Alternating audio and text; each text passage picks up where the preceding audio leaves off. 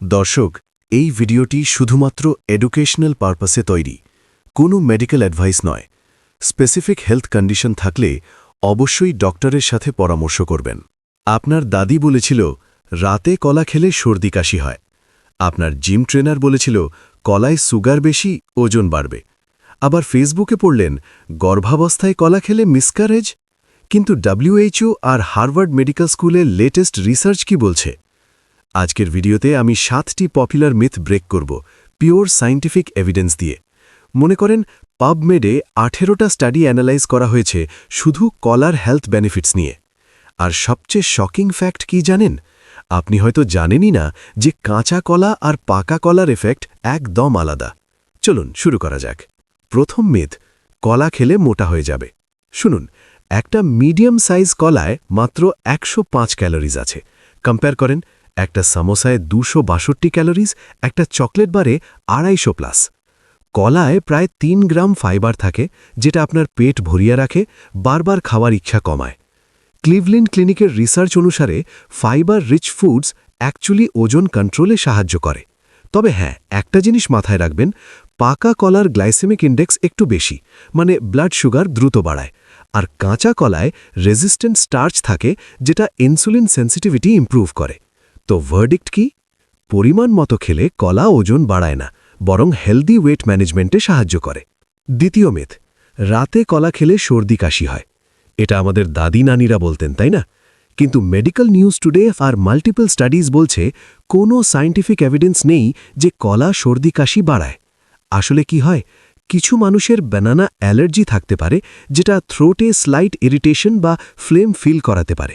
কিন্তু এটা রাতের জন্য না, এটা ইন্ডিভিজুয়াল সেন্সিটিভিটি। উল্টো কলায় যে ম্যাগনেসিয়াম আর ট্রিপ্টোফ্যান আছে, সেগুলো আপনার স্লিপ কোয়ালিটি ইমপ্রুভ করতে পারে। রাতে একটা কলা খেলে আপনি ফাস্ট স্লিপ হবেন, কারণ ট্রিপ্টোফ্যান মেলাটোনিন প্রোডাকশন বাড়ায়। তো সত্য কি? অ্যালার্জি না থাকলে রাতে কলা খাওয়া কমপ্লিটলি সেফ, এমনকি ভালো ঘুমের জন্য হেল্পফুল। তৃতীয় মিথ, এবং এটা খুবই ডেঞ্জারাস মিসইনফরমেশন, গর্ভাবস্থায় কলা খেলে মিসক্যারেজ হয়। এটা একদম মিথ্যে। WHO, মেয়ো ক্লিনিক আর multiple pregnancy health care organisations confirm করেছে কলা প্রেগন্যান্সিতে কমপ্লিটলি সেফ এবং বেনিফিশিয়াল। দেখুন, কলায় আছে ভিটামিন B6, যেটা মর্নিং সিকনেস কমায়, ফোলেট, যেটা বেবির ব্রেন ডেভেলপমেন্টে জরুরি, আর পটাশিয়াম, যেটা ব্লাড প্রেশার রেগুলেট করে। মনে করেন একজন প্রেগনেন্ট উম্যান যদি ফার্স্ট ট্রাইমেস্টারে সিভিয়ার নজিয়াতে ভোগেন, তাহলে ডক্টরস অফেন সাজেস্ট করেন একটা কলা খেতে, কারণ এটা ইজিলি ডাইজেস্টেবল আর ইনস্ট্যান্ট এনার্জি দেয়। তবে হ্যাঁ, যদি জেস্টেশনাল ডায়াবেটিস ডায়াগনোজ হয়, তাহলে পাকা কলা একটু লিমিট করতে হবে, কারণ সুগার কন্টেন্ট বেশি। সেক্ষেত্রে কাঁচা কলা বেটার অপশন। তো ভার্ডিক্ট হল, প্রেগন্যান্সিতে কলা খাওয়া শুধু সেফই না, বরং হাইলি রেকমেন্ডেড। দেখুন, এখনও 4টি মিথ বাকি আছে, আর সবচেয়ে ইম্পর্টেন্টটা আসছে শেষে, যেটা কিডনি আর হার্টের সাথে রিলেটেড। যদি এই ভিডিওটা হেল্পফুল লাগছে, একটা লাইক দিয়ে সাপোর্ট করুন, আর কমেন্টে জানান আপনি কলা কিভাবে খান, সকালে, রাতে নাকি জিমের আগে। চলুন বাকি মিথস দেখি। চতুর্থ মিথ, ডায়াবেটিস থাকলে কলা একদম বাদ দিতে হবে। এটা পার্শিয়ালি ট্রু। আসলে ডিপেন্ড করে কোন কলা খাচ্ছেন আর কতটা খাচ্ছেন। একটা পাকা কলার গ্লাইসেমিক ইন্ডেক্স প্রায় 50 থেকে 60, মানে এটা ব্লাড সুগার একটু দ্রুত বাড়াতে পারে। কিন্তু একটা কাঁচা কলা বা সাগর কলার গ্লাইসেমিক ইন্ডেক্স মাত্র 30 থেকে 40। আমেরিকান ডায়াবেটিস অ্যাসোসিয়েশনের গাইডলাইন অনুসারে ডায়াবেটিক পেশেন্টস মডারেট অ্যামাউন্টে কলা খেতে পারে, বিশেষ করে অন্যান্য ফাইবার রিচ ফুডসের সাথে কম্বাইন করলে। একটা টিপস দিই, পুরো একটা কলা না খেয়ে আধা কলা খান, আর সাথে কিছু নাটস বা ইয়োগার্ট রাখুন, এতে সুগার অ্যাবজর্পশন স্লো হবে। তো সত্য হল, ডায়াবেটিস মানে কলা কমপ্লিটলি বাদ না, বরং স্মার্ট চয়েসেস করা। পঞ্চম মিথ, এবং এটা সবচেয়ে ইম্পর্ট্যান্ট, কলা সবার জন্য একদম সেফ না। এটা 100% সত্য নয়। কিছু মানুষের জন্য কলা রিস্কি হতে পারে। প্রথমত, যাদের অ্যাডভান্সড কিডনি ডিজিজ বা CKD আছে, তাদের জন্য কলার হাই পটাশিয়াম কন্টেন্ট বিপজ্জনক, কারণ damaged kidneys excess potassium filter করতে পারে না, ফলে হাইপারক্যালিমিয়া হতে পারে, যেটা হার্ট রিদমে প্রবলেম তৈরি করে। দ্বিতীয়ত, যারা কিছু স্পেসিফিক মেডিকেশনস নেন, যেমন ACE ইনহিবিটর্স ব্লাড প্রেশারের জন্য বা পটাশিয়াম স্প্যারিং ডায়োরেটিক্স, তাদের ক্ষেত্রে কলা সেই মেডিসিনের সাথে ইন্টারঅ্যাক্ট করে পটাশিয়াম লেভেল বাড়াতে পারে।